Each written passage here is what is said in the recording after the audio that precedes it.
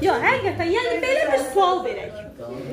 Nəyə görə qadınların sayı kişilərdən daha çox ola bilir? Aha, sonra. Yox, həqiqətən mən maraqlıdır. Ay, asker getmə var, sonra. Sonra nə olar? Sonra nə ola bilər sizcə? O şu Azərbaycan yoxsa dünya? Yox, ümumiyyətlə də, niyə qadınların sayı kişilərdən çox ola bilər? Misal, işləməyə gedə bilir, işlə, olar, sonra. Həyat tərzi, necə tez ölürlər də, niyə? İnkişaf, səhiyyə inkişaf. Səhli qadın da var, kişilə də var, da bal nə fərq var?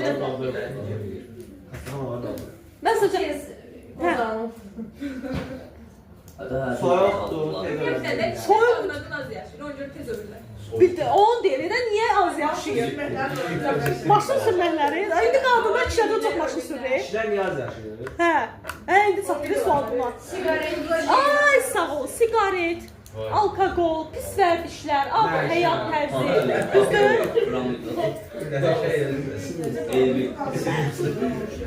Sonra, əskər, hərbi xidmətə getmə, müharibə olan uşaqlarla aparırlar. Hərbi, öz anlarını dava dolar. Bunlar, ya bu səbəblərin hamısı... Kalala düşürlər. Boğulma.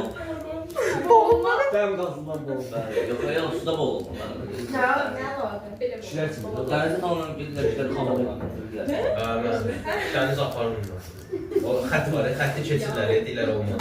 Hə, bu da kişilər başa gəlir. Nə, ki, zaptır.